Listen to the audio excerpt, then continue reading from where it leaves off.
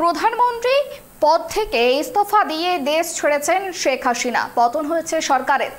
সেনা তত্ত্বাবধানেই তৈরি হচ্ছে অন্তর্বর্তী সরকার, কিন্তু তারপরেও হিংসার আগুন নিমছে না বাংলাদেশে।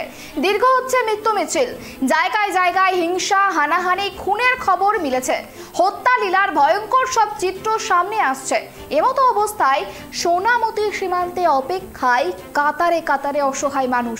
কাঁটাতারের ওপারে সম্বলহীন অবস্থায় দাঁড়িয়ে আতঙ্কিত অসহায় মানুষরা।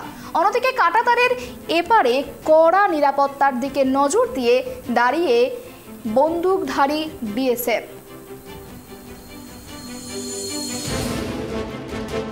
এই বিষয় নিয়ে কথা বলবো। আমাদের সঙ্গে লাইভে রয়েছে নিউজ ডেস্ক থেকে আমার সহকর্মী কুনামি। এই মুহূর্তে যে পরিস্থিতি দেখা যাচ্ছে বাংলাদেশে, যত সময় এগোচ্ছে পরিস্থিতি কিন্তু ঠান্ডার দিকে না গিয়ে আরও উত্তপ্ত হচ্ছে। এখনও কিন্তু ভয়ঙ্কর পরিস্থিতি বাংলাদেশে, তার ছাপ কিন্তু স্পষ্ট বাংলাদেশের বেশ কিছু মানুষের মুখে। আমরা যে ছবি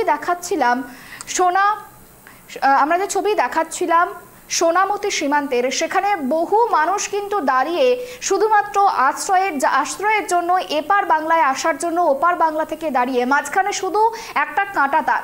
এই মুহূর্তে ঠিকই পরিস্থিতি।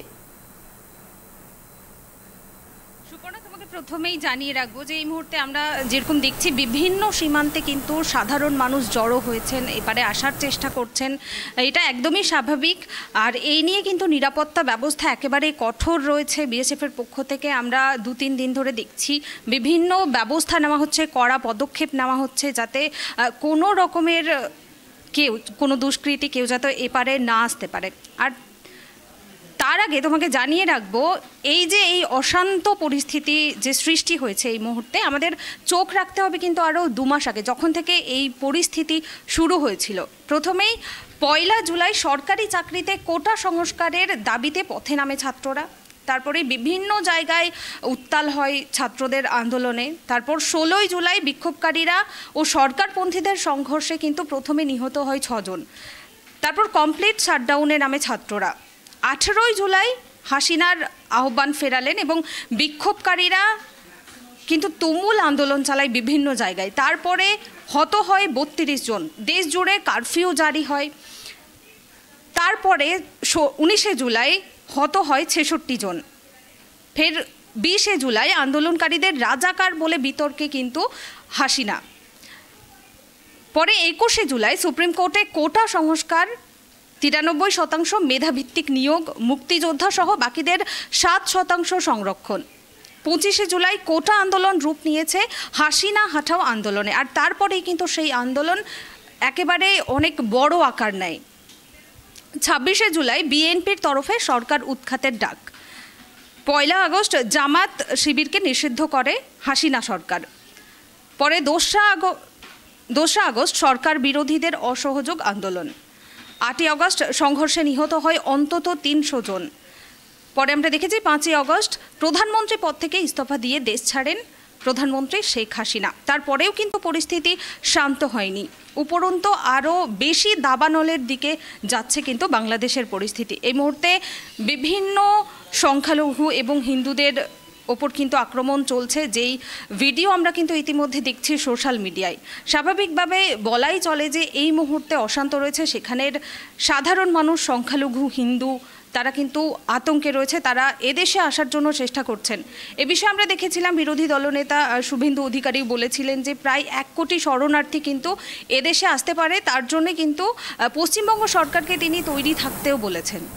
একেবারে কুনামি, দেখো যে বিষয়টা তুমি তুলে ধরলে, এই যে যখন থেকে এই কোটা সংস্কার আন্দোলন নিয়ে যে পরিস্থিতি তৈরি হয়েছিল, তারপরে কিন্তু শয়ে শয়ে মানুষ কিন্তু মারা গিয়েছে। যে সমস্ত আন্দোলনকারীরা তারা কিন্তু লাগাতার আন্দোলন চালিয়ে গেছে, তাদের মুখে শুধু একটাই কথা ছিল, হাসিনা হাঁটাও এবং হাসিনা সরকারের পতন। আমরা যে ছবি দেখেছি গত 2 দিন আগে হাসিনা সরকারের পতন ঘটেছে। শেখ হাসিনা তিনি পদত্যাগ করেছেন প্রধানমন্ত্রীর পদ থেকে এবং পদত্যাগের পরে তিনি কিন্তু দেশ ছেড়েছেন কার্যত। এবং তারপরেও কিন্তু যে অশান্তি শুরু হয়েছিল সেই অশান্তি কিন্তু এখনো থামেনি, সেই অশান্তি এখনো চলছে। এবং শুধুমাত্র তাই নয় কুনামি, তোমাকে যে বিষয়টা বলে রাখবো, যে সমস্ত ভারত বাংলাদেশের সীমান্ত রয়েছে, সেই সীমান্ত দিয়ে লাগাতার কিন্তু ওই দেশের যে সমস্ত দুষ্কৃতীরা রয়েছে এবং ওই দেশের যে সমস্ত অসাধু মানুষরা রয়েছে তারা কিন্তু ভারতে এসে গা ঢাকা দেওয়ার চেষ্টা করছে। কিন্তু ভারতের পক্ষ থেকে কিন্তু কড়া নিরাপত্তা ব্যবস্থা দেওয়া হয়েছে, সীমান্তে কড়া নিরাপত্তা ব্যবস্থা রাখা হয়েছে। কুনামি, দেখো সেখানকার যে সমস্ত মানুষজন রয়েছে যারা এই আন্দোলন বা এই যে অশান্তি, সেই অশান্তির শিকার হয়েছে, এই আন্দোলনের পরে তাদের প্রাণ হারাতে হচ্ছে, সেই সমস্ত মানুষগুলোর এই মুহূর্তে কি পরিস্থিতি? স্বাভাবিকভাবেই তারা আতঙ্কে রয়েছেন। ইতিমধ্যে যেসব ভিডিও সোশ্যাল মিডিয়ায় ভাইরাল হচ্ছে সেসব বিষয়েও কিন্তু স্বরাষ্ট্রমন্ত্রক বলেছেন যে যেসব সীমান্ত রয়েছে সেসব সীমান্তগুলোতে কিন্তু নজরদারি রাখা হচ্ছে, কড়া নিরাপত্তার মধ্যে কিন্তু তারা বিভিন্ন পদক্ষেপ নিচ্ছেন। এবং তার সঙ্গে সঙ্গেও কিন্তু স্বরাষ্ট্রমন্ত্রক এও জানিয়েছে বাংলাদেশে যেসব সংগঠনগুলো রয়েছে, হিন্দু সংগঠন রয়েছে, তারাও কিন্তু সেখানকার সাধারণ মানুষদের ওপর তারা নজর রাখছেন যাতে কোনো রকমের তাদের ওপর হামলা না হয়, যাতে কোনো রকম অপ্রীতিকর ঘটনা না ঘটে। আর তার সঙ্গে সঙ্গে সুপর্ণা আরও যেটা তোমাকে জানিয়ে রাখবো, এই যে বাংলাদেশের যে অশান্ত পরিবেশ তার জেরে যে আমদানি রপ্তানি বন্ধ ছিল তাও কিন্তু এখনও বন্ধ রয়েছে। শুধুমাত্র ফুলবাড়ি সীমান্ত সেখানে কিন্তু শুরু হয়েছে আমদানি রপ্তানি, এবং অন্যান্য যে ঘোজাডাঙ্গা সীমান্ত ছাড়াও আরও যেসব বর্ডার রয়েছে, যেসব সীমান্ত রয়েছে সেখানে কিন্তু এখনও পর্যন্ত আমদানি রপ্তানি সমস্ত কিছু বন্ধ রয়েছে। আর তার সঙ্গে সঙ্গে যেসব কাঁচামাল যেগুলো তাড়াতাড়ি নষ্ট হয় সেই সবগুলোর গাড়ি কিন্তু ছাড়া হচ্ছে। বেশ, অনেক ধন্যবাদ কুনামি আমাদের সঙ্গে থাকার জন্য। যেমনটা জানা গেল যে বাংলাদেশের যে পরিস্থিতি চলছে, যত দিন যাচ্ছে তত দীর্ঘায়িত হচ্ছে এই আন্দোলন, এবং এই আন্দোলনের জেরে যে হিংসা, সেই হিংসা কিন্তু এখনো থামেনি। জায়গায় জায়গায় হিংসা, হানাহানি, খুনের খবর কার্যত মিলছে, হত্যালীলার ভয়ঙ্কর ছবি সব উঠে আসছে।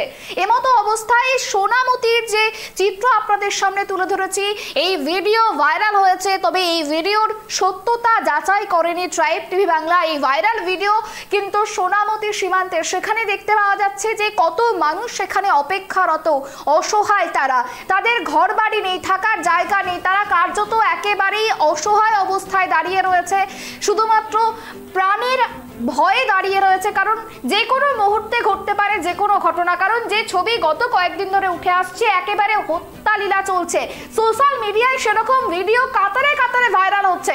তবে এই মুহূর্তে সোনামতির যে ছবি, সেই ছবি কিন্তু কার্যত সেই ছবিতে কার্যত পরিষ্কার স্পষ্ট হচ্ছে সেখানকার মানুষের ভয়ের, অসহায়তার ছাপ স্পষ্ট হচ্ছে তাদের মুখে। কিন্তু ভারত বাংলাদেশ সীমান্তের যে সমস্ত সীমান্তগুলি রয়েছে সেখানে কিন্তু নিরাপত্তা ব্যবস্থা কিন্তু কঠোর করা হয়েছে, কারণ যে ছবি বাংলাদেশে দেখা গিয়েছে সেক্ষেত্রে আশঙ্কা করা হচ্ছে বাংলাদেশের যে সমস্ত দুষ্কৃতীরা রয়েছে তারা ভারতে চলে আসতে পারে গা ঢাকা দেওয়ার জন্য। সেই কারণের জন্য ভারত সরকারের পক্ষ থেকে একেবারেই নিরাপত্তা ব্যবস্থা করা হয়েছে।